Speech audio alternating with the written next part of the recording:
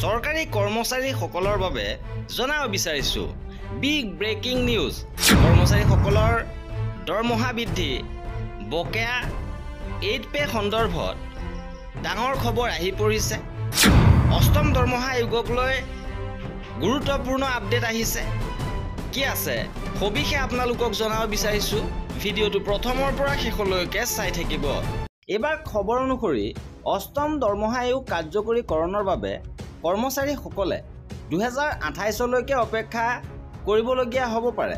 2025 চনৰ 16 জানুৱাৰীত চৰকাৰে অষ্টম দৰমহা আয়োগ গঠন সন্দৰ্ভত কৰা বৃহৎ ঘোষণাই 1.2 কোটিৰো অধিক কেন্দ্ৰীয় চৰকাৰৰ কৰ্মচাৰী লগতে পেঞ্চনাৰৰ মাজত প্ৰত্যাশাৰ সৃষ্টি কৰিছিল।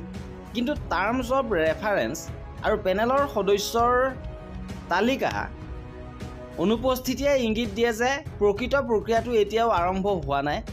আৰু বিশেষজ্ঞসকলে মত পোষণ কৰিছে আয়োগখন আনুষ্ঠানিকভাৱে গঠন হ'লে সাধাৰণতে ইয়াৰ প্ৰতিবেদন প্ৰস্তুত কৰিবলৈ প্ৰায় 2 বছৰ সময় লাগে। যদি এই সময়সীমা অনুসৰণ কৰা হয় তেন্তে 2027 চনৰ ভিতৰত প্ৰতিবেদনখন সাজু হোৱাৰ সম্ভাৱনা আছে। তাৰ পিছত চৰকাৰে পৰামৰ্শসমূহ অধ্যয়ন, সংশোধন আৰু অনুমোদন কৰিবলৈ অতিৰিক্ত সময়ৰ প্ৰয়োজন হ'ব। অৰ্থাৎ কাৰ্যকৰীকৰণৰ বাস্তৱসন্মত সময়সীমা 2028 চনলৈকে সম্প্ৰসাৰিত হ'ব পাৰে। ইপিনে 2026 চনৰ 1 জানুৱাৰীৰ পৰা এই পৰামৰ্শসমূহ পূৰ্বদৃষ্টিৰে প্ৰযোজ্য হ'ব যদিও কৰ্মচাৰী আৰু পেঞ্চনাৰসকলে ইয়াৰ মাজৰ সময়ছোৱাৰ বাবে বকেয়া লাভ কৰিব।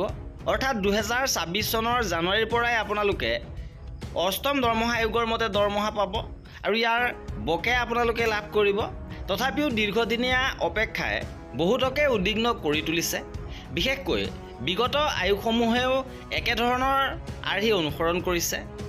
যদি চোৱা যায় সপ্তম দৰমহা আয়োগৰ দৃষ্টিভংগীৰ বাবে 2014 চনৰ ফেব্ৰুৱাৰী মাহত সপ্তম দৰমহা আয়োগ গঠন কৰা হৈছিল। পিছৰ মাহত ইয়াৰ TOR চূড়ান্ত কৰা হৈছিল। আয়োগে 2015 চনৰ নৱেম্বৰ মাহত প্ৰতিবেদন দাখিল কৰিছিল আৰু চৰকাৰে 2016 চনৰ জুন মাহত পৰামৰ্শসমূহ অনুমোদন জনাইছিল। নতুন দৰমহা স্কেলসমূহ 2016 চনৰ 1 জানুৱাৰীৰ পৰা কাৰ্যকৰী হোৱাকৈ কাৰ্যকৰী কৰা হৈছিল আৰু সামগ্ৰিকভাৱে গঠনৰ পৰা কাৰ্যকৰী হোৱালৈকে প্ৰায় 33 মাহ 2 বছৰ 9 মাহ সময় লাগিছিল। আৰু ষষ্ঠ সপ্তম দুয়োটা দৰমহা আয়োগে প্ৰমাণ কৰে যে এই প্ৰক্ৰিয়াটো সাধাৰণতে 2 বছৰৰ পৰা 3 বছৰলৈকে চলি থাকে। এতিয়া চৰকাৰৰ ফালৰ পৰা কেনেধৰণৰ ঘোষণা কৰা হয় সেয়া হ'ব লক্ষণীয়, কাৰণ দীপাৱলীৰ পূৰ্বে এই সন্দৰ্ভত ঘোষণা কৰাৰ সম্ভাৱনা আছে। এয়া আছিল আজিৰ ভিডিঅ'টোত। পৰৱৰ্তী আপডেটৰ বাবে আমাৰ চেনেলটো ছাবস্ক্ৰাইব কৰি ৰাখিব।